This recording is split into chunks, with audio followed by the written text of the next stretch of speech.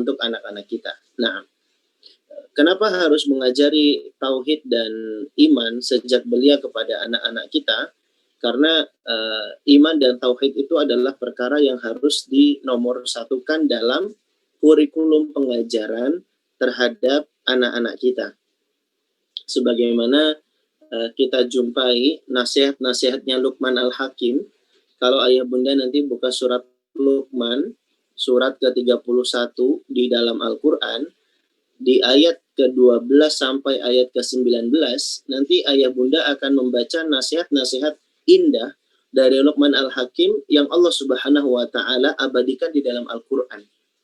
Ada banyak nasihat-nasihat dan pesan-pesan kebaikan yang disampaikan di sana.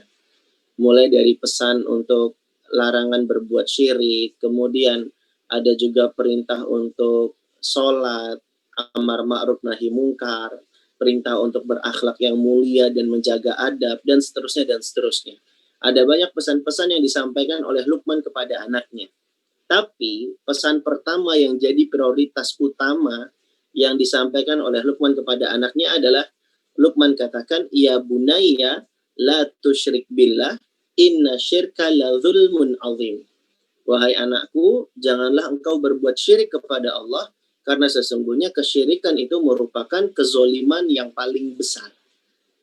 Ini adalah pesan pertama Luqman Al-Hakim sebelum dia menyampaikan pesan-pesan penting lainnya. Luqman mengawali dengan perintah untuk bertauhid terlebih dahulu, perintah untuk beriman kepada Allah Subhanahu wa Ta'ala, dan larangan untuk berbuat syirik. Artinya, ini adalah hal yang harus diutamakan. Ini merupakan hal yang harus diprioritaskan. Dan ini pula isyarat yang kita dapat ketika kita membuka lembaran Al-Quran, ayah bunda, mulai dari awal surat, yang ini surat Al-Fatihah, kemudian masuk ke surat Al-Baqarah, begitu ya. Maka perintah pertama yang kita jumpai dari Allah Subhanahu wa Ta'ala kepada para pembaca Al-Quran, kalimat perintah pertama nanti kita akan jumpai di ayat ke-21 surat Al-Baqarah. Bunyi ayatnya adalah ya ayyuhan nasu budu rabbakumul ladzi khalaqakum walladzina min qablikum la'allakum tattaqun. Kata Allah, wahai sekalian manusia, u'budu rabbakum, sembahlah Rabb kalian, tauhidkanlah Rabb kalian, beribadalah hanya kepada Rabb kalian yang telah menciptakan kalian dan orang-orang sebelum kalian, la'allakum tattaqun, agar kalian menjadi orang yang bertakwa. Ini juga isyarat, perintah pertama yang kita jumpai di lembaran-lembaran awal Al-Quran ternyata adalah perintah untuk bertauhid, perintah untuk beribadah kepada Allah Subhanahu wa Ta'ala semata. Dan ini isyarat juga kepada kita bahwa ternyata mengajarkan tauhid dan iman kepada Allah Subhanahu wa Ta'ala untuk anak-anak kita tercinta, ini merupakan sebuah hal yang harus kita utamakan, harus kita jadikan prioritas di awal-awal pengajaran. Ayah bunda sekalian dirahmati oleh Allah Subhanahu wa Ta'ala, orang tua yang punya perhatian terhadap tauhid, orang tua yang perhatian mengajarkan iman kepada anak-anaknya adalah orang tua yang nanti bisa hadir di dalam sosok anaknya tersebut, ya. Orang tua yang menanamkan nilai iman dan tauhid akan menjadi orang tua yang didamba dan selalu terkenang pengajarannya oleh anaknya tersebut. Inilah pula yang dialami oleh Nabi Yusuf alaihissalam. Dia punya seorang bapak yang juga seorang nabi yang sangat perhatian terhadap akidah, iman, dan tauhid. Adalah Nabi Yakub alaihissalam. Bapaknya Nabi Yusuf itu sangat detail mengajarkan akidah, mengajarkan iman, dan mengajarkan tauhid. Bahkan sampai-sampai di akhir hayatnya Nabi Yakub alaihissalam, Nabi Yakub bertanya kepada anak-anaknya, ma ta'buduna min ba'di. Allah abadikan kalimat ini di dalam Al-Quran. Kata Nabi Yakub alaihissalam, ma ta'buduna min ba'di. Nabi Yakub bertanya kepada anak-anaknya, apa yang kalian sembah setelah sepeninggalku? Nabi Yakub alaihissalam saja masih ingin memastikan apakah anaknya menjadi anak yang bertauhid ataukah tidak. Maka ini isyarat bahwa Nabi Yakub itu sangat detail, ya, sangat perhatian dalam masalah menumbuhkan iman dan tauhid kepada Allah Subhanahu wa Ta'ala di hati anak-anaknya. Maka wajar saja Nabi Yusuf mendapatkan dan merespon pengaruh pendidikan yang sangat luar biasa itu. Bahkan ketika Nabi Yusuf alaihissalam hendak digoda oleh seorang wanita yang merupakan istrinya Raja Al-Aziz, pembesar Mesir di kala itu, Nabi Yusuf itu sebenarnya sempat tergoda juga. Dia juga sempat berhasrat juga kepada wanita yang cantik tersebut. Dan Allah abadikan di dalam Al-Quran di surat Yusuf ayat yang ke-24. Allah katakan, walaqad hammat bihi wa hamma biha. Dan sungguh perempuan itu punya hasrat, berkehendak kepada Yusuf, wa hamma biha. Dan Yusuf pun sebenarnya punya hasrat dan punya kehendak terhadap wanita tersebut.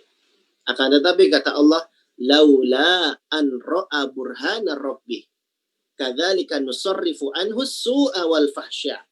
Kalaulah sekiranya bukan karena Yusuf yang melihat tanda dari Robnya, demikianlah kami palingkan Nabi Yusuf dari keburukan dan kekejian.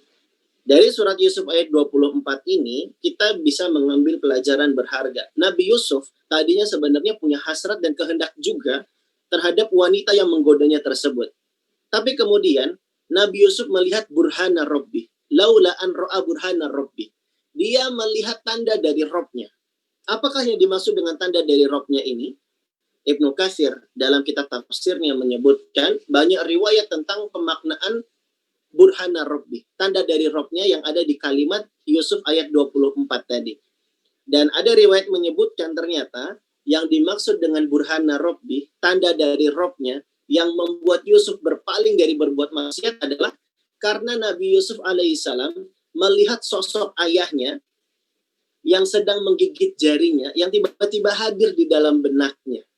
Betapa peran dari seorang ayah yang mengajarkan tauhid kepada anaknya membekas sampai-sampai di momen ketika Nabi Yusuf hendak berbuat maksiat dan sudah punya kehendak. Allah katakan wahamma biha. Nabi Yusuf sudah punya kehendak dan hasrat terhadapnya. Tapi kemudian Allah palingkan Nabi Yusuf karena melihat tanda dari Robnya, yaitu berupa hadirnya sosok ayah di dalam benaknya. Ini adalah ayah yang perhatian pada masalah tauhid dan iman kepada anak-anaknya. Dan hendaklah kita mengambil keteladanan dari sosok Nabi Yakub alaihi salam. Sehingga dari sini kita mengambil pelajaran ayah bunda sekalian, kita sebagai orang tua ternyata penting banget ya, penting sekali untuk mengajari iman dan tauhid untuk anak-anak kita. Karena iman dan tauhid ini adalah pondasi awal sebelum anak-anak kita belajar ilmu-ilmu yang lainnya. Adalah Jundub bin Abdillah radhiyallahu an. Ini salah seorang sahabat Nabi ya. Dia pernah berkata, kuntu ghilmanan hazawiratan ma'a Rasulillah sallallahu alaihi wasallam. Kami dulu pernah jadi anak-anak, bocah-bocah di sisinya Rasulullah sallallahu alaihi wasallam. Fayu'allimunal iman qoblal Qur'an. Nabi Muhammad itu ajari kami iman terlebih dahulu sebelum Nabi mengajari kami Al-Quran. Tsumma yu'allimunal Qur'an fazdatna bihi imanan. Barulah kemudian beriringan Nabi ajari kami Al-Quran, kemudian setelah itu bertambahlah keimanan. Jadi kata Jundub bin Abdillah, salah seorang sahabat Nabi, beliau bercerita kalau dulu beliau dan para sahabat yang lainnya diajari Nabi iman terlebih dahulu, diajari tauhid terlebih dahulu, baru kemudian belajar tentang Al-Quran. Sehingga ketika belajar Quran, imannya jadi bertambah. Nah, ternyata belajar iman dan tauhid itu adalah fondasi awal sebelum belajar ilmu-ilmu yang lainnya. Dan dari sini ayah bunda sekalian, kita jadi bersepakat ya, bahwa penting sekali mengajarkan tauhid dan iman sedari dini, sejak belia untuk anak-anak kita tercinta. Oleh karenanya kita berdoa kepada Allah, semoga Allah mudahkan kita semua menjadi orang tua yang bisa mengajarkan iman dan tauhid untuk anak-anak kita. Dan pada malam hari ini kita akan belajar seni-seni mengajarkan tauhid untuk anak-anak kita. Kita bicara step demi step, fase demi fase, agar lebih mudah kita pahami sama-sama ya, insyaallah ta'ala. Naam. Untuk bisa mengajarkan tauhid dan iman untuk anak kita sejak belia, ayah bunda sekalian dirahmati oleh Allah Subhanahu wa taala, maka penjelasannya akan kita bagi fase demi fase ya. Yang pertama, sejak anak lahir ke dunia. Sejak anak lahir ke dunia, sebenarnya kita juga sudah bisa menanamkan nilai iman dan tauhid untuk anak. Kata para ulama, di antara caranya adalah dengan memulainya dari pemberian nama. Nah, inilah di antara hikmahnya kenapa nama yang disukai oleh Allah Subhanahu wa taala, kata Nabi sallallahu alaihi wasallam, nama yang disukai oleh Allah itu adalah nama Abdullah dan juga Abdurrahman. Yang artinya hamba Allah dan hambanya Ar-Rahman. Inna ahabbi asma'i indallah Abdullah wa Abdurrahman. Sesungguhnya nama-nama yang disukai, yang paling dicintai oleh Allah itu adalah nama Abdullah dan Abdurrahman. Apa hikmahnya? Karena dengan nama ini membuat anak itu tertaut dan tertambat hatinya, terngiang-ngiang dengan namanya yang disandingkan sebagai hambanya Allah Subhanahu wa taala. Ini juga mengajarkan iman sedari awal ya. Meskipun bukan sebuah kewajiban ya memberi anak dengan nama Abdullah ataupun Abdurrahman. Ini hukumnya sekedar dianjurkan. Tapi dari sini kita jadi mengambil pelajaran, perhatian ulama untuk menanamkan iman dan tauhid kepada anak ternyata dimulai dari pemberian nama. Dan inilah yang diungkapkan oleh salah seorang ulama bernama Ibnul Qayyim rahimahullah di dalam kitabnya Tuhfatul Maudud bi Ahkamil Maudud.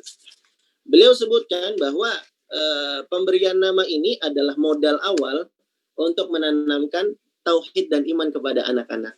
Dan ini juga sebenarnya yang diterapkan oleh orang-orang dari kalangan Bani Israel. Orang-orang dari kalangan Bani Israel itu mereka memberi nama anaknya kebanyakan dengan nama Immanuel. Immanuel, kalau kita konversi ke bahasa Arab, artinya menjadi ilahuna ma'ana. Ilahuna ma'ana. Tuhan kami bersama kami. Ini kalau di tempat kita jadi nama rumah sakit ya, Rumah Sakit Immanuel. Kalau di Lampung tempat saya asal ya, itu ada rumah sakit namanya Rumah Sakit Immanuel. Di Semarang nggak tahu nih, ada atau tidak ya. Kalau di Jogja nggak ada. Rumah Sakit Immanuel nggak ada. Ala kulli hal, orang-orang dari kalangan Bani Israel saja, mereka berusaha mengingatkan anaknya kepada Allah Subhanahu wa taala. Nah, maka ini hikmah kata Ibnul Qayyim, untuk mengajarkan iman itu bisa dimulai dari pemberian nama. Kemudian kita lanjut ke step yang berikutnya, yaitu fase di mana anak berusia 0 sampai 2 tahun. Anak di usia 0 sampai 2 tahun ini disebut dengan fase sobi atau fase di mana anak itu masih bayi. Yang mana indera pendengaran adalah indera yang paling dominan berpotensial. Jadi urutannya itu ya ayah bunda, indera yang berkembang ya sesuai dengan urutannya itu yang pertama pendengaran, yang kedua penglihatan, yang ketiga pemahaman. Jadi kalau 0 sampai 2 tahun ini indera yang dominan berkembang dan berpotensial adalah pendengaran. 2 sampai 7 tahun yang berkembang dan berpotensial adalah penglihatan. Kemudian 7 tahun ke atas itu adalah pemahaman. Jadi begitu urutannya, pendengaran, penglihatan, pemahaman. Dan inilah yang Allah Subhanahu wa taala isyaratkan di surat An-Nahl ayat ke-78. Apa kata Allah? Wallahu akhrajakum min butuni ummahatikum la ta'lamuna syai'a. Allah itu mengeluarkan kalian dari perut-perut ibu kalian la ta'lamuna syai'a, dalam keadaan tidak mengetahui sesuatu apapun. Wallahu ja'ala lakumus sam'a wal absara wal afidah la'allakum tashkurun. Dan Allah jadikan bagi kalian as-sam'a, pendengaran, wal absara, dan penglihatan, wal afidah, dan pemahaman, la'allakum tashkurun, agar kalian bersyukur. Allah sebut secara berurutan as-sam'a wal absara wal afidah, pendengaran, penglihatan, pemahaman. Dan ini persis seperti teori perkembangan indranya anak-anak di masa bayi. 0 sampai 2 tahun pendengaran terlebih dahulu yang paling dominan dan berpotensial. Oleh karenanya, bagaimana seni kita mengajarkan tauhid dan iman di fase anak usia 0 sampai 2 tahun? Ya ialah dengan cara tasmi' dan talqin. Tasmi' artinya memperdengarkan, talqin artinya mendikte, mengejakan dan mengulang-ulang pesan yang ingin kita sampaikan sehingga ia pun bisa menirukan. Itu namanya talqin. Jadi ada dua metode yang bisa kita pakai ketika anak usia 0 sampai 2 tahun. Kita bisa ajarkan iman dan tauhid kepada anak di fase usia ini dengan tasmi' dan talqin. Dengan tasmi' maksudnya adalah dengan sering-sering memperdengarkan. Dengan talqin adalah mengajari ia untuk menirukan apa yang kita katakan. Dan inilah ternyata yang dilakukan oleh Ummu Sulaim radhiyallahu anha, salah seorang sahabiah, sahabat perempuannya Nabi Muhammad sallallahu alaihi wasallam. Ummu Sulaim radhiyallahu anha, ya, dalam riwayat Ibnu Sa'ad dalam Tabaqat Kubra juz ke-8 halaman 425, Ummu Sulaim katakan, "Faja'altu tulakkinu anasan wa tushiru ilaihi kulla ilaha illallah wa kul asyhadu anna Muhammadur Rasulullah." Ternyata Ummu Sulaim katakan, "Wahai anakku yang namanya Anas," ini Ummu Sulaim ini adalah ibunya Anas bin Malik yang menjadi pembantunya Rasulullah Shallallahu Alaihi Wasallam. Nah, Ummu Sulaim ketika masih masa-masa menyusui anaknya sebelum disapih, artinya di fase usia 0 sampai 2 tahun, Ummu Sulaim katakan kepada, "Kul la ilaha illallah wa asyhadu anna Muhammadar Rasulullah." Wahai Anas, katakanlah la ilaha illallah wa asyhadu anna Muhammadar Rasulullah. Berulang-ulang Ummu Sulaim radhiyallahu anha ajarkan Anas untuk bisa mengucapkan kalimat ini. Begitu pula yang dilakukan oleh Ali bin Al-Husain. Ali bin Al-Husain ini ayah bunda, dia adalah seorang ulama tabi'in, ya. Dalam riwayat Ibnu Abi Syaibah, Ali bin Al-Husain mengatakan kepada anaknya dengan berusaha mentalkin, ya, "Kul amantu billah wa kafartu bittaghut." Katakanlah aku beriman kepada Allah dan aku mengingkari sesembahan selain Allah. Ayah bunda sekalian dirahmati oleh Allah Subhanahu wa taala, dari sini kita jadi bisa meneladani bagaimana para sahabat dan para ulama terdahulu, mereka ternyata di fase anak 0 sampai 2 tahun mereka sangat giat mentasmi' dan mentalkin, memperdengarkan dan berusaha mendiktekan berulang-ulang, karena mereka berharap kalimat yang bisa diucapkan oleh anaknya pertama kali itu adalah kalimat la ilaha illallah, adalah kalimat yang mengandung keimanan, yaitu kalimat tauhid. Kalimat tauhid, kalimat yang menunjukkan iman kita kepada Allah Subhanahu wa taala. Dan ini perhatian dari para sahabat dan para ulama salafus saleh terdahulu mengajarkan kita demikian. Ajari anak kita sejak dini dengan mentalkin dan mentasmi kalimat-kalimat yang thayyibah ini. Kalimat-kalimat yang baik, yaitu kalimat-kalimat tauhid. Ini fase anak usia 0 sampai 2 tahun. Fase sobi atau ketika anak masih bayi. Kemudian di fase yang berikutnya, yakni fase usia anak 2 sampai 7 tahun.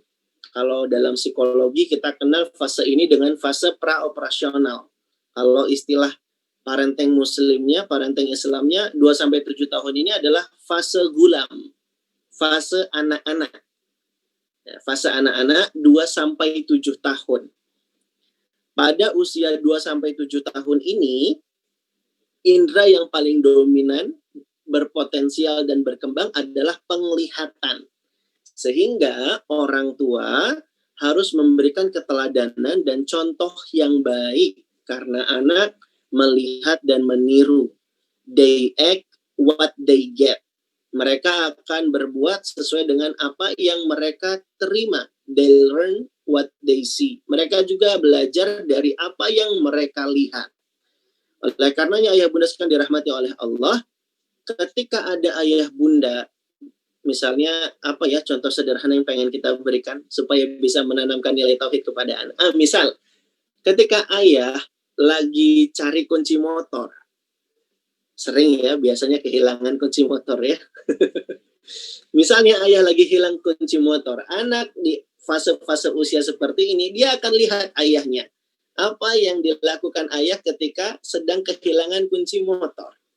Maka kalau kita pengen menanamkan nilai tauhid dengan contoh yang sederhana seperti ini, maka tidak ada salahnya kita di depan anak kita memberikan contoh bahwa kita orang tua yang bersandar sepenuhnya kepada Allah Subhanahu wa taala.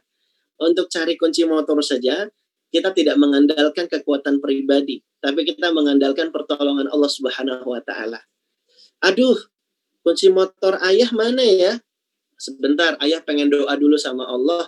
Semoga Allah kasih pertolongan. Ya Allah, semoga bisa ketemu kunci motornya. Amin. Anak-anak melihat dan belajar. Ini orang tuanya untuk hal yang sederhana saja sangat bergantung kepada Allah Subhanahu wa taala.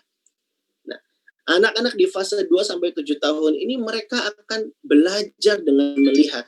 Keteladanan ini menjadi senjata penting di fase anak usia 2 sampai 7 tahun ini. Mereka melihat dan mereka pun sebenarnya sudah mulai-mulai sedikit memahami ya apa yang kita ucapkan. Walaupun nanti sempurna dan matangnya pemahaman mereka di usia 7 tahun ke atas. Tapi 2 sampai 7 tahun itu mereka akan banyak menyerap. Mereka akan banyak belajar dan mereka akan sedikit mulai paham.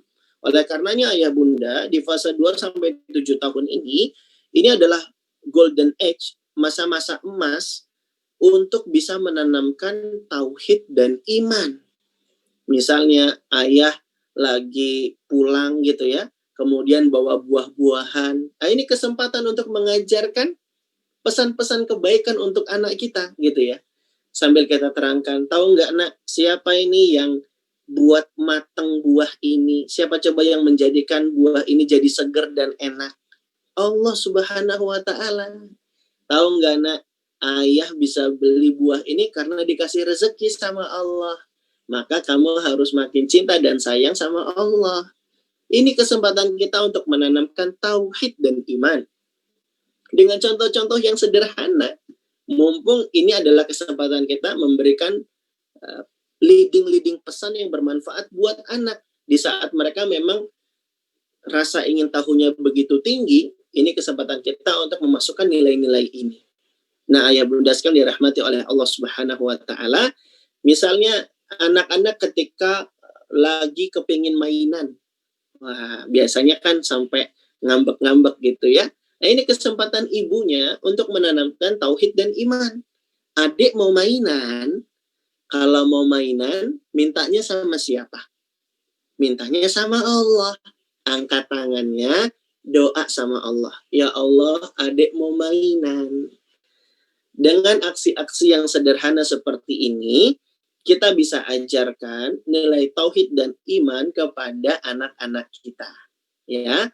Dan sebenarnya banyak sekali yang bisa kita eksplor ayah bunda dari contoh-contoh sederhana, dari hal-hal yang konkret yang bisa dilihat oleh anak-anak kita di sekitar lingkungannya yang bisa kita manfaatkan menjadi wasilah untuk menanamkan nilai tauhid dan keimanan. Kan begitu pula ya yang Rasulullah Shallallahu Alaihi Wasallam ajarkan kepada para sahabat ketika Nabi dan para sahabat sedang lihat bulan purnama.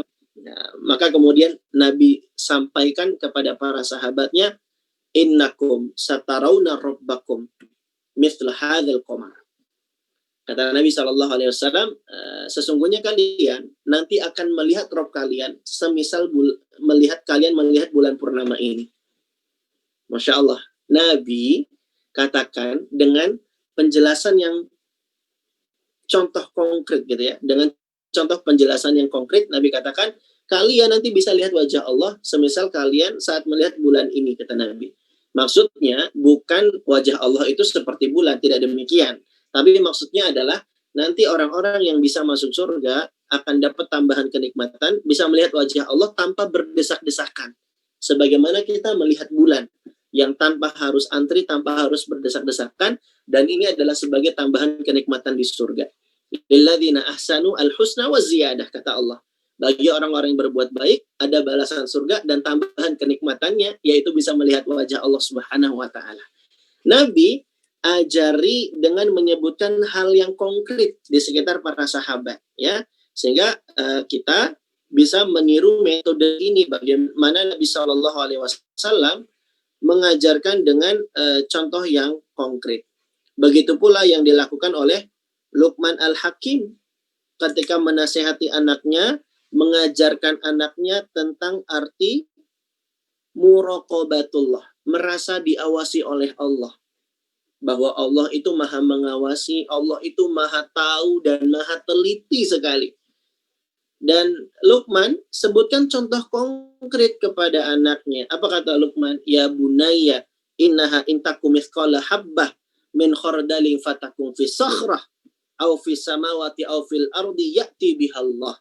Kata Luqman Al-Hakim, wahai anakku, ketahuilah sesungguhnya jika ada perbuatan sebesar biji sawi, ya, seberat biji sawi, kata Luqman, menyebutkan contoh konkret berupa biji sawi. Kalau ada perbuatan yang sebesar biji sawi itu kan kecil sekali ya, dan perbuatan itu berada dalam batu atau di langit atau di bumi, niscaya Allah akan membalasnya.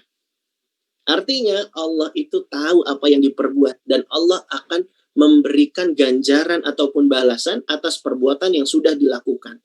Dan Luqman mengajari kita untuk memakai seni penjelasan sesuatu yang konkret. Sebagaimana Kak Erlan waktu ngajarin anak-anaknya ayah bunda, ketika menerangkan tentang Allah itu ada, Kak Erlan berusaha analogikan dengan contoh-contoh kendaraan.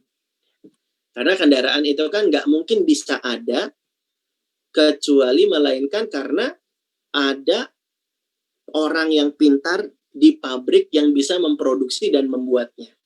Jadi adanya kendaraan menunjukkan ada orang yang membuat dan memproduksinya. Ya, sama halnya dengan alam ciptaan ini, alam semesta di dunia ini, dan seluruh isinya beserta makhluk-makhluknya yang ada di dalamnya. Makhluk-makhluk itu semua menandakan kalau ada Al-Khaliq, ada zat yang menciptakannya, yaitu Allah Subhanahu wa Ta'ala. Nah, kita pengen mengajari anak di fase 2-7 tahun ini dengan hal-hal yang sederhana, hal-hal yang konkret yang masih bisa dicerna oleh mereka karena keterbatasan nalar mereka. Meskipun ya, kita katakan, nggak semua pelajaran agama itu bisa dikonkretkan. Karena pada dasarnya pelajaran iman dan tauhid itu sifatnya abstrak. Tapi untuk anak-anak di fase usia 2-7 tahun, pendekatannya adalah demikian. Nah, itu 2-7 tahun. Ya, yang fase penglihatan itu menjadi indera yang paling utama dan berpotensial. Meskipun pendengarannya juga sudah mulai maksimal, sehingga ya diajari juga untuk membaca doa, zikir, dilatih untuk sering-sering mendengarkan Al-Quran. Ini juga bagian dari iman gitu ya. Ini juga bagian dari mengajarkan tauhid. Karena bagaimana kita mau mengenal Allah, ya dengan mengenalkan ayat-ayatnya Allah gitu kan ya. Makanya ada ulama namanya Syekh Muhammad At-Tamimi, beliau bilang, bima arafta rabbaka bi ayatihi wa makhluqatihi. Dengan apa engkau mengenal Rabbmu, maka caranya adalah dengan bi ayati wa makhluqatihi. Dengan ayat-ayatnya Allah, yaitu Al-Quran, ayat syar'iyah, dan juga makhluk-makhluknya Allah, yaitu ayat kauniyah. Jadi kita bisa mengenal Allah, makin merasakan keagungan dan kebesarannya Allah setelah kita membaca Al-Quran, membaca hadis Nabi Shallallahu Alaihi Wasallam, dan juga melihat makhluk-makhluk ciptaan Allah Subhanahu Wa Taala. Nah, dengan inilah kita mengenalkan Allah kepada anak-anak kita, ya, sehingga menumbuhkan iman itu artinya simultan ya, dan erat kaitannya dengan mengajarkan Al-Quran dan merenungi alam-alam dan seluruh ciptaan Allah Subhanahu Wa Taala. Ini fase usia 2-7 tahun. Lalu fase usia yang ketiga, yaitu fase usia 7-10 tahun. Fase usia 7-10 tahun ini, anak itu sudah mulai matang kognitifnya. Artinya anak itu sudah bisa diberikan masukan-masukan lewat pemahaman. Ya. Dan inilah yang Nabi Shallallahu Alaihi Wasallam lakukan kepada sahabat yang junior, yang namanya Ibnu Abbas radhiyallahu anhuma, yang ketika itu usianya masih sekitar 7 sampai 10 tahun. Ketika itu Nabi Shallallahu alaihi wasallam ya bonceng Ibnu Abbas di atas kendaraan yang namanya bighal. Bighal itu adalah peranakan antara keledai dan kuda. Nah, di atas kendaraan itu Nabi Muhammad SAW memberikan pesan-pesan akidah yang luar biasa. Nabi tanamkan tauhid dan iman yang sangat istimewa. Nabi katakan kepada Ibnu Abbas, "Ya gulam, ini u'allimuka kalimatin." Wahai nak, aku akan mengajarkan kepadamu beberapa kalimat. Ihfazillaha yahfazka. Jagalah agama Allah, maka Allah akan menjagamu. Ihfazillaha tajidhu tujahak. Jagalah agama Allah, maka Allah akan hadir di hadapanmu. Idza sa'alta fas'alillah. Jika kamu meminta, mintalah kepada Allah. Wa idza sta'anta fasta'in billah. Jika kamu memohon pertolongan, maka mohonlah kepada Allah. Dan hadis ini masih panjang. Hadis ini cukup masyhur dan populer, ayah bunda. Nanti ayah bunda bisa lihat di hadis Arba'in. Ya. Hadis ini ada di hadis Arba'innya Imam An-Nawawi. Dan hadis ini adalah hadis yang cukup panjang dan banyak faedah yang terkandung di dalamnya. Mari kita kaji satu persatu. Kita teladani Nabi, bagaimana Nabi mengajarkan iman dan tauhid kepada anak di usia 7-10 tahun ini, yakni kepada Ibnu Abbas radhiyallahu anhuma. Ayah bunda sekalian dirahmati oleh Allah, ternyata meskipun kita sudah lebih ringan tugasnya, ya, karena kita mengajari anak yang sudah mulai paham, kognisinya sudah mulai baik, sehingga kita cukup membekali diri kita dengan ilmu. Yang penting sudah punya ilmunya, insya Allah akan mudah menjawabnya. Masalahnya ilmu ini sendiri pun kadang-kadang jadi PR bagi sebagian orang tua. Oleh karenanya, ini juga pesan bagi kita, ayah bunda, untuk tidak pernah lelah dan bosan belajar ilmu agama dan belajar akidah, iman, dan tauhid. Agar kita bisa menjawab pertanyaan anak-anak kita. Karena nggak mungkin kita bisa menjawab, nggak akan kita bisa memberi informasi kalau kita nggak punya ilmunya. Faqidu syai' la yu'ti. Kalau nggak punya sesuatu, maka kita nggak akan bisa memberi. Itu pepatah Arab menyebutkan demikian. Oleh karenanya ayah bunda juga nggak boleh lelah, nggak boleh bosan untuk terus belajar. Karena akan banyak sekali pertanyaan-pertanyaan dari anak yang bikin kita kelabakan menjawabnya. Ayah, Allah itu laki-laki atau perempuan sih? Satu. Ayah, Allah itu bobok nggak? Dua. Ketiga, ayah, Allah itu di mana sih? Empat. Ayah, Allah itu baik nggak sih? Gitu ya. Allah itu punya anak nggak sih? Gitu ya. Dan seterusnya dan seterusnya. Banyak pertanyaan-pertanyaan yang kadang bikin buat kita kelabakan jadinya gitu ya. Allah itu punya tangan nggak sih? Allah itu punya kaki nggak sih? Allah itu punya mata nggak sih? Ya. Dan pertanyaan-pertanyaan lainnya. Dan kalau kita belajar agama, kita belajar akidah yang benar gitu ya, insya Allah kita akan mudah untuk menjawabnya. Nah ya bunda sekalian dirahmati oleh Allah Subhanahu Wa Taala, itu faedah pertama dari hadis Ibnu Abbas tadi ya. Pentingnya orang tua untuk belajar. Faedah yang kedua dari hadis Ibnu Abbas tadi, yang agak panjang tadi ya, yang sudah Kak Erlan sebutkan, ya gulam ini u'allimuka kalimatin ifadillah ya ifadillah tajidu tujahak idza sa'alta fas'alillah wa idza sta'anta fasta'in billah. Belajar dari Nabi Shallallahu alaihi wasallam bagaimana punya seni di dalam menyampaikan pesan-pesan kepada anak-anak. Adalah Nabi Shallallahu alaihi wasallam yang mengajari kita untuk bisa mengajar di saat hati anak itu merasa happy dan senang. Karena background situasi latar dari hadis ini adalah Ibnu Abbas ketika itu sedang dibonceng di atas kendaraan. Dan psikologi pada umumnya menyebutkan bahwa anak-anak itu kalau lagi di atas kendaraan perasaannya happy dan senang. Sehingga ayah bunda, ketika nganterin anak ke sekolah, ini adalah kesempatan bagus sebenarnya untuk menanamkan nilai tauhid dan iman. Karena mereka hatinya lagi senang. Dan faedah lainnya adalah untuk guru-guru dan pengajar, betapa pentingnya membangun kelas yang atmosfernya menyenangkan, supaya pelajaran itu lebih mudah memahamkan dan mudah dicerna oleh anak-anak kita. Nah ini ya faedahnya. Lalu kemudian faedah ketiga dari hadis ini adalah kita belajar juga seni dari Nabi SAW yang menyampaikan nilai tauhid dan iman kepada anaknya dengan cara menyentuh dan mendapatkan hati anak terlebih dahulu. Wah ini keren juga nih. Nabi SAW sebelum menyampaikan pesan, Nabi awali dengan sapaan. Ya gulam, wahai nak. Ini adalah sebuah kalimat yang singkat, tapi bisa membuat hati itu jadi tertambat. Dan kaidah dalam memberikan nasihat, kata para ulama, kaidah memberi nasihat atau memberi pengajaran itu ada dua kaidahnya. Yang pertama sentuh hatinya, yang kedua sentuh akalnya. Sentuh hatinya bisa kita lihat dari sapaan-sapaan yang diberikan oleh Nabi Muhammad kepada anak-anak. Begitu juga Luqman Al-Hakim tadi ya, sebelum dia memberi nasihat, Luqman sebutkan sapaan ya bunaya, wahai anakku. Ini kalau kita belajar bahasa Arab ayah bunda, ini ada istilahnya ini. Bunaya itu adalah isim tasghir bimakna tadlil. Ini adalah sebuah istilah kata yang menunjukkan makna keakraban dan kedekatan. Sehingga sapaan ya bunaya, ya gulam, ini adalah sapaan yang menunjukkan adanya kedekatan, kehangatan, keakraban.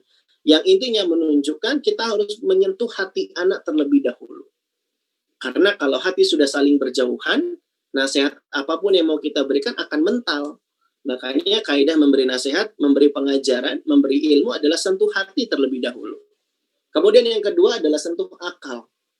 Nabi SAW menyebutkan kalimat yang membuat anak itu siap untuk mendengarkan materi yang mau disampaikan.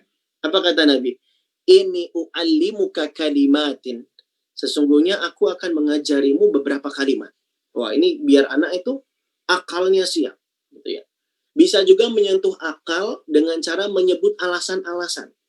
Sebagaimana yang dilakukan Luqman Al-Hakim. Luqman Al-Hakim menyampaikan pesan, la tusyrik billah.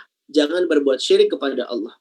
Kemudian Luqman sentuh akal anaknya dengan menyebutkan ta'lil alasannya. Kenapa nggak boleh berbuat syirik? Inna syirka la dzulmun azim. Karena kesyirikan itu adalah kezoliman yang paling besar. Nah ayah bunda, untuk anak yang sudah matang kognisinya, tidak ada salahnya untuk menyebutkan alasan-alasan ketika kita memerintah ataupun melarang sesuatu terhadap anak kita. Jangan pelit untuk menyampaikan alasan dan menyentuh akal dan logika mereka. Karena dengan itulah akal dan kognisi mereka jadi terpuaskan. Betapa banyak ada orang tua yang begitu depresi, ditanya anaknya, menyerah, akhirnya cuma terjawab dengan beberapa kalimat saja. Nak, nggak boleh duduk depan pintu. Kenapa mah? Pamalik. Nak, nggak boleh duduk depan pintu. Kenapa mak? Saru. Kalimatnya singkat, tidak memberikan alasan. Akhirnya apa? Membuat anak penasaran dan berulang kali melakukan karena tidak terpuaskan kognisinya. Tapi beda kalau kita jelasi dan jelaskan mereka dengan alasan yang tepat dan dikaitkan dengan iman kepada Allah. Ini lebih bagus lagi. Nak, jangan duduk di depan pintu. Kenapa mah? Karena bisa menghalangi tamu masuk. Tamu itu membawa berkah dan kita diperintahkan Rasulullah, utusannya Allah, untuk memuliakan tamu. Man kana yu'minu billah wal yaumil akhir falyukrim dhaifahu. Barang siapa yang beriman kepada Allah dan hari akhir, maka hendaklah ia muliakan tamu. Kalau adik duduk depan pintu, nanti kita nggak bisa memuliakan tamu. Padahal Allah dan Rasul yang sudah menyuruh kita demikian. Nah, ini kan lebih enak. Anak terpuaskan ketika kita sebutkan alasannya. Mah, kenapa aku harus sholat? Kita selama ini nyuruh, nak sholat, nak sholat, nak sholat. Tapi nggak pernah pakai alasan. Nak sholat, nak. Biar disayang sama Allah. Pengen nggak disayang Allah? Pengen nggak masuk surga? Ayo sholat gitu. Kita terangkan alasannya. Apalagi kalau udah sampai 7 tahun ya, kita lebih bisa tambah lagi bobot alasannya. Nak, sholat nak. Karena sholat itu ibadah utama. Ya, nanti dia jadi awalu ma yuhasabu. Perkara pertama yang akan dihisap nanti. Nak, ayo nak sholat nak. Gitu ya. Ayo nak sholat, karena sholat itu ibadah yang utama loh. Bahkan saking utamanya, ibadah ini langsung Allah perintahkan kepada Nabi Muhammad tanpa perantara malaikat Jibril. Wah, nak, ayo nak sholat cuma 5 waktu kok. Dulu pas Isra Mi'raj itu, tadinya Nabi Muhammad diperintah sholat 50 kali loh, 50 waktu. Tapi kemudian dengan kemahamurahannya Allah, diturunkan perintah itu menjadi 5 waktu doang. Ayo jangan males nak, semangat gitu. Nah, kita sebutkan alasan-alasan ya, ta'lil. Jadi kaidah memberi nasihat adalah sentuh hati dan sentuh akal. Dan ini dilakukan oleh Nabi SAW dan juga Luqman Al-Hakim. Nabi kemudian sebutkan pesan-pesan indah ya. Ihfadzillah yahfadzka, jagalah agama Allah maka Allah akan menjagamu. Ihfadzillah tajidhu tujahak, jagalah agama Allah maka engkau akan dapati Allah di hadapanmu. Idza sa'alta fas'alillah wa idza sta'anta fasta'in billah. Jika minta-mintalah pada Allah, jika mau pertolongan mohonlah kepada Allah. Nah, ini juga pesan buat kita ayah bunda yang terkadang terlalu mengandalkan diri kita sebagai orang tua di hadapan anak-anak kita. Betapa sering kita sama anak kita ketika kita lagi mau kerja, ya, ketika ibu pengen ninggalin anaknya, dia berpesan, "Nak, kalau ada apa-apa, bilang mamah ya. Kalau ada apa-apa, telepon ayah ya." Kalimat ini sekilas memang tidaklah tercela, tapi kita kehilangan momentum untuk mengajarkan iman dan tauhid kepada anak kita. Secara tidak langsung bahkan kita mengajari anak bergantung kepada makhluk. Kalau kita sudah tahu idza sa'alta fas'alillah wa idza sta'anta fasta'in billah, maka kita ajari anak dengan mengucapkan, "Nak, kalau ada apa-apa, doa dulu ya nak, minta tolong sama Allah nak, karena Allah yang jaga kita." Nanti kemudian baru hubungi ayah, hubungi bunda ya nak ya, gitu. Nah, ini kan sederhana sebenarnya, tapi ini akan mempengaruhi mindset anak kita. Bagaimana mereka kalau dididik oleh orang tua yang sudah belajar tentang akidah dan tauhid, maka mereka pun akan sangat bergantung dan bersandar kepada Allah Subhanahu wa taala semata.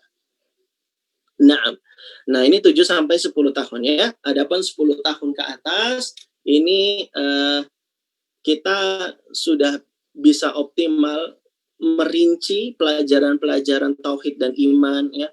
Kita rinci iman ada berapa dengan detail pembahasannya begitu ya. Dengan materi-materi dari kita para ulama yang agak lebih detail dan agak lebih berat tidak masalah karena kognisi mereka sudah jauh lebih matang ya di fase 10 tahun ke atas ya. Sehingga materi-materi bahkan mau dibebankan hafalan ya, itu juga baik buat anak-anak ya. Dan di fase 10 sampai 10 tahun ke atas ini sampai usia balik ini adalah usia-usia yang bisa kita manfaatkan juga dengan memberi analogi-analogi. Karena begitu cara Nabi ketika nasihati Ibnu Umar radhiyallahu anhuma. Nabi perlakukan anak-anak di fase usia 14 tahun ke atas itu seperti sahabat gitu ya.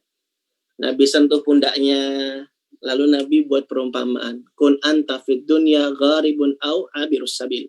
Wahai Ibnu Umar, jadilah engkau di dunia seperti orang asing ataupun orang yang sedang dalam perjalanan. Nah, Nabi menyampaikan pesan tapi membuat analogi dan perumpamaan. Nah, nanti ayah bunda bisa sharing tukar pikiran dengan anak ya untuk memahamkan nilai iman dan tauhid sambil memberi analogi-analogi, memberikan permisalan-permisalan yang ini akan memancing mereka, logikanya terasah dan juga semoga bisa tertancap kuat pelajaran-pelajaran iman dan tauhid untuk anak-anak kita, tapi dengan syarat kita sebagai orang tua harus punya modal dan bekal terlebih dahulu sehingga bisa menerangkan dengan baik dan mengajarkan dengan efektif. Wallahu ta'ala a'lam, itu adalah step-step yang bisa kami sampaikan pada pertemuan kali ini, bagaimana mengajarkan tauhid dan iman kepada anak-anak sejak dini dan sejak belia. Dan kita orang tua tidak boleh memandang remeh perkara ini dan tidak boleh memandang sebelah mata urusan ini. Sebab Nabi Ibrahim alaihi salam yang menjadi kekasihnya Allah, Khalilullah, seorang nabi yang jadi bapaknya para nabi, Abul Anbiya, dan dia juga termasuk nabi yang ulul azmi, beliau saja masih khawatir terhadap anak keturunannya, khawatir kalau mereka tidak bertauhid dan menyembah berhala. Padahal Nabi Ibrahim itu bapaknya para nabi, kekasihnya Allah, tapi beliau masih berdoa kepada Allah. Beliau berdoa dengan mengatakan, "Wajnubni wa baniya an na'budal asnam." Jauhkanlah diriku dan anak keturunanku dari aktivitas menyembah berhala. Ini kekhawatiran Nabi Ibrahim dan harapan Nabi Ibrahim supaya anak keturunannya menjadi orang-orang yang bertauhid dan tidak mau berbuat syirik. Dan beliau masih berdoa kepada Allah. Perhatiannya begitu besar sampai-sampai beliau mendoakan yang demikian. Nah, tentu kita, Bapak Ibu sekalian, ayah bunda yang dirahmati oleh Allah, lebih-lebih layak lagi dan lebih-lebih pantas lagi untuk semakin berpasrah kepada Allah, berdoa kepada Allah agar diri kita dan anak keturunan kita menjadi orang-orang yang bertauhid dan jauh dari perbuatan syirik. Nah, ini yang bisa kami sampaikan, lebih kurangnya mohon maaf. Semoga ada faedah yang bisa kita petik dan ambil. Wassallallahu ala nabiyyina wa ala alihi wa ashabihi ajmain. Wa akhiru da'wana anilhamdulillahi rabbil alamin. Kami kembalikan ke moderator kita, Miss Anjar. Silahkan. Masya Allah, kajian hari ini sungguh luar biasa. Baiklah, Ayah dan Bunda, apakah ada yang ingin ditanyakan kepada Kak Erlan? Oke, bisa raise hand juga kalau ada yang ingin ditanyakan. Baik. Iya, ini dari Bunda Suki Samsider. Iya, mana nih? Baik Bunda, apa yang akan ditanyakan?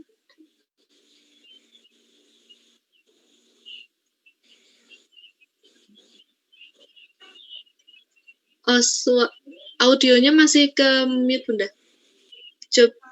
Silakan di-unmute dulu. Nah. Assalamualaikum warahmatullahi wabarakatuh, Kak Erlan. Waalaikumsalam warahmatullahi wabarakatuh. Mau tanya, untuk patokan usianya ini, saya pernah baca apakah pakai kalender Hijriyah ataukah kalender Masehi? Karena Masehi. anak saya kalau misal, Masehi. Enggak. Pernah Saya baca tadi cuma menambahkan saja. Iya. Karena anak saya tuh usianya jadinya beda gitu tuh. Patokan kapan dia 7 tahun gitu. Terima kasih Kak, jazakallah khair. Assalamualaikum warahmatullahi wabarakatuh. Wa jazakallah khairan. Ya, ini langsung kita jawab atau gimana, Miss Anjar? Iya, bisa. Oh bentar, ini ada pertanyaan lagi. Ditambah lagi dari Bunda Nurlaili Zakia. Bunda Nurlaili. Bisa silahkan di-unmute dulu, Bunda.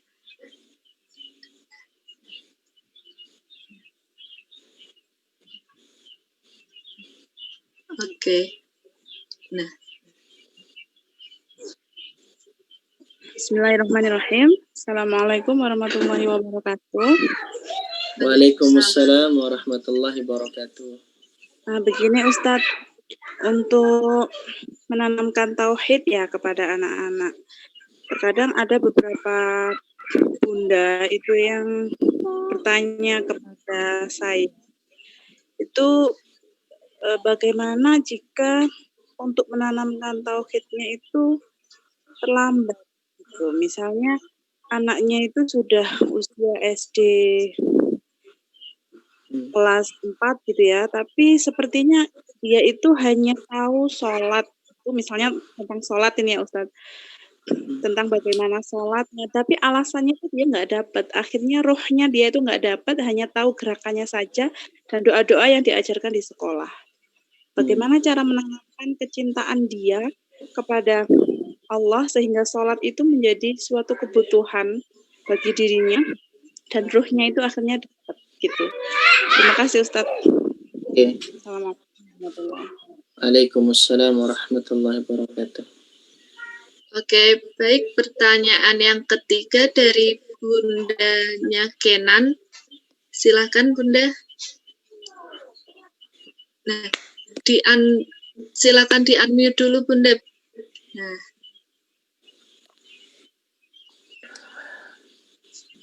Halo, Assalamualaikum Kak Erhan.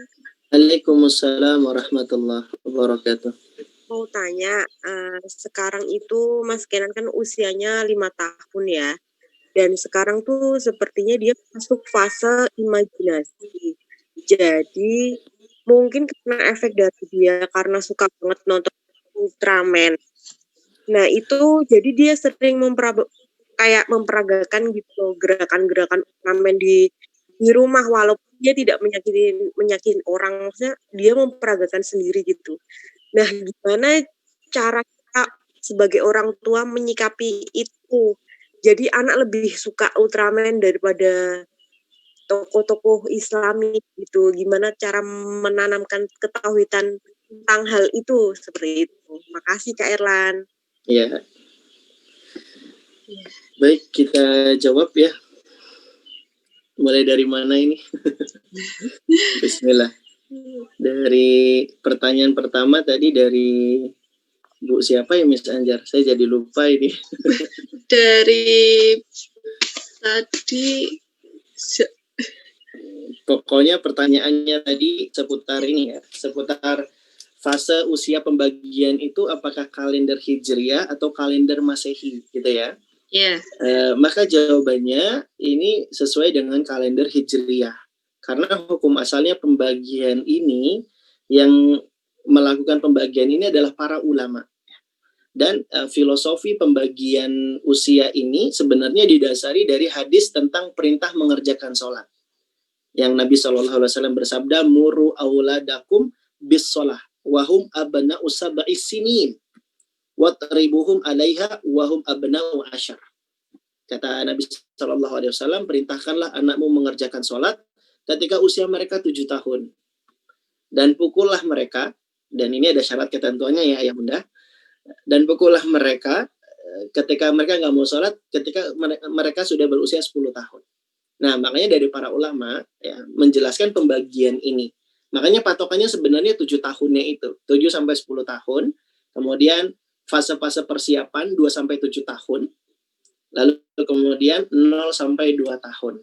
Nah, begitu. Dan jawabannya berarti ini pembagiannya berdasarkan kalender Hijriah. Nah, pertanyaan pertama sudah terjawab. Pertanyaan kedua, dari siapa saya juga lupa, tentang apa saya juga lupa. Apa Miss Anjar? Dari Bunda Nurlaili. Dari Bunda Nurlaili, tadi pertanyaannya tentang sholat ya? Ya, tentang sholat. Bagaimana menyuruh sholat tadi ya? Iya. Jadi yang Bunda harus ketahui, kaidahnya adalah mahabbatullah hiya asasul ibadah. Rasa cinta kepada Allah itu adalah pondasi dari ibadah. Ibadah yang akan punya ruh adalah ibadah yang dilandasi dengan rasa cinta kepada Allah Subhanahu wa Ta'ala. Sehingga Bunda, cara untuk membuat anak itu senang mengerjakan sholat adalah menumbuhkan rasa cinta mereka kepada Allah. Ini terlebih dahulu. Nah, bagaimana cara menumbuhkan rasa cinta kepada Allah? Maka Syekh Muhammad bin Shalih Al-Utsaimin dalam kitabnya Qawaidul Muslim menerangkan ada 2 cara untuk membuat anak bertumbuh dan bertambah rasa cintanya kepada Allah Ta'ala. Yang pertama, yaitu dengan cara menyebutkan kebaikan-kebaikannya Allah. Disonding terus tentang kenikmatan-kenikmatan dari Allah. Ya, misalnya di BNB ya, diajarin di sekolah, lagi belajar anggota tubuh. Siapa yang ciptain tangan? Allah. Siapa yang ciptain kaki? Allah. Kaki buat apa? Jalan. Coba jalan nggak pakai kaki. Susah nggak? Susah. Maka baik banget ya Allah yang udah kasih kita kaki gitu. Nah, caranya adalah dengan menyebutkan kebaikan-kebaikan Allah. Lalu yang kedua, dengan menyebut nama dan sifatnya Allah. Disebut kalau Allah itu Ar-Razzaq, Allah itu yang kasih rezeki, Allah itu yang Ar-Rahman Ar-Rahim, Maha Pengasih, Maha Penyayang. Allah itu baik banget sama kita. Ya, dengan contoh-contoh sederhana yang ada di sekitar mereka. Dikaitkan semuanya dengan pemberian-pemberian Allah, dengan nama-nama dan sifat Allah. Dengan begini, kita akan bertumbuh rasa cintanya kepada Allah. Bahkan, teori ini juga sebenarnya bisa berlaku kepada kita sesama makhluk. Misal, ada sahabat kita yang sering kasih hadiah sama kita. Tentu kita akan cinta sama sahabat tersebut. Kita akan senang dan kagum kan dengan sahabat tersebut karena dia sering kasih hadiah. Tentu lebih utama lagi mimbabil aula terhadap Allah Subhanahu wa taala yang sering sekali memberi kita hadiah-hadiah, bahkan selalu memberi kenikmatan kepada kita. Begitu halnya kita juga akan cinta dan kagum pada seseorang yang mana seseorang itu punya sifat-sifat dan kelebihan yang terpuji, yang mulia. Dia tuh orangnya dermawan banget ya. Dia tuh orangnya baik banget ya. Dia tuh orangnya ganteng banget loh, misalnya gitu ya. Kita kagum dan cinta sama sosok tersebut karena dia punya sifat kelebihan. Min babil aula. Lebih-lebih utama lagi dengan Allah Subhanahu wa taala yang dia punya Asmaul Husna. Lillahi Asmaul Husna fad'uhu biha. Allah itu punya nama-nama yang mulia, punya sifat-sifat yang terpuji dan tidak ada cacat sama sekali. Tentu ini jadi alasan kita kenapa kita jadi mencintai Allah Subhanahu wa taala. Nah, kalau bicara tentang bagaimana cara menumbuhkan cinta, itu caranya. Dengan dua hal tersebut, ya, dan derivatifnya masih panjang. Adapun untuk mengajarkan anak jadi rajin sholat dan juga punya ruh ketika sholatnya, ini perlu kajian tersendiri membahas ini, ya. Semoga nanti ada waktu kita kaji sama-sama tentang bagaimana seni mengajari anak sholat biar sholatnya itu ada ruhnya, sholatnya itu terasa nikmat oleh anak kita. Dan ini ada step-step dan metode-metodenya. Nah, kemudian pertanyaan terakhir dari bundanya Kenan tentang Ultraman. Jika terlanjur ngefans sama Ultraman. Iya. Jadi caranya adalah dengan mensonding dan juga menggantikan sosok Ultraman itu di benak anak kita, begitu. Di antara caranya adalah dengan banyak menceritakan kisah-kisah para sahabat Nabi radhiyallahu anhum jami'an. Bagaimana perkasanya mereka, bagaimana tangguhnya mereka, bagaimana hebatnya mereka. Ceritakan Umar bin Khattab radhiyallahu an, ceritakan Khalid bin Walid, ceritakan Usama bin Zaid, ceritakan Sa'ad bin Abi Waqqas yang jago berpanah, ya.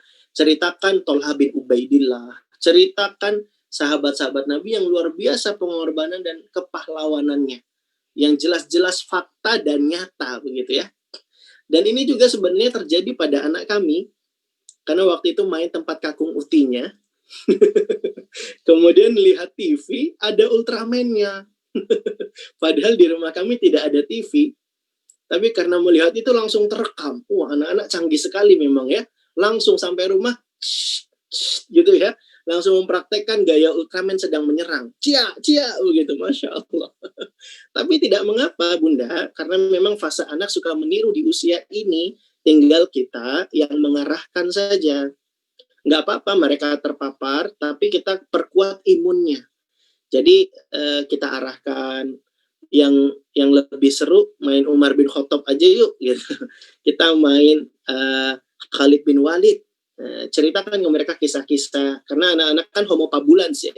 Anak-anak itu sangat candu dan senang dengan cerita. Jadi Bunda perkaya dengan cerita-cerita para sahabat Nabi yang heroik, yang kepahlawanannya dan perjuangan jihadnya luar biasa, begitu ya. Beraninya berjuang membela agama Allah, disitulah timbul semangat mereka. Dan laki-laki memang suka yang heroik-heroik seperti itu ya. Begitulah fitrahnya. Sambil pelan-pelan kita sounding, coba dia lihat Ultraman. Nah, Bunda temenin pelan-pelan nggak apa-apa, jangan larang sama sekali, berangsur-angsur. Lihat tuh nak, Ultraman main nak. Ngancurin monster baik nggak? Baik ya. Tapi dia ngancurin gedung-gedung di sekitarnya. Kan kasihan itu. Kalau gedungnya hancur, banyak orang yang meninggal. Wah, ini soleh nggak ya kalau kayak gini? Sebentar. Ultraman ini sholat nggak ya? Wah, kalau nggak sholat berarti dia nggak soleh nih. Ya sudah, sekarang mengidolakannya Umar bin Khattab saja yang rajin sholat, yang cinta sama Allah, yang rajin ibadah kepada Allah. Jadi ikuti pelan-pelan kesukaannya anak, tapi lama-lama giring dan arahkan. Ya dengan briefing role playing gitu ya. Di sounding terus, kemudian diajak main bareng, kemudian sambil pelan-pelan ditanamkan ya, yang soleh itu sahabat Nabi dan seterusnya. Insya Allah ini jadi metode yang efektif. Nah,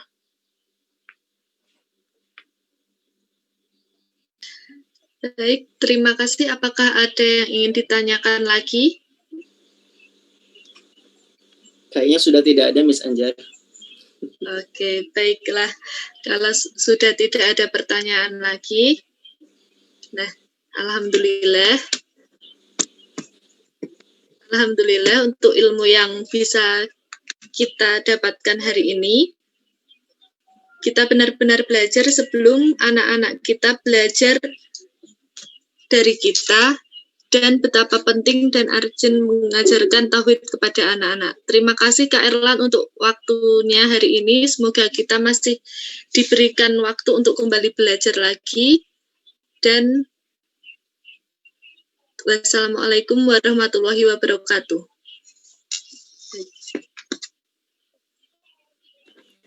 Subhanakallah bihamdika asyhadu an la ilaha illa anta astaghfiruka wa atubu ilaik. Kami izin pamit ya. Assalamualaikum. Waalaikumsalam warahmatullahi wabarakatuh.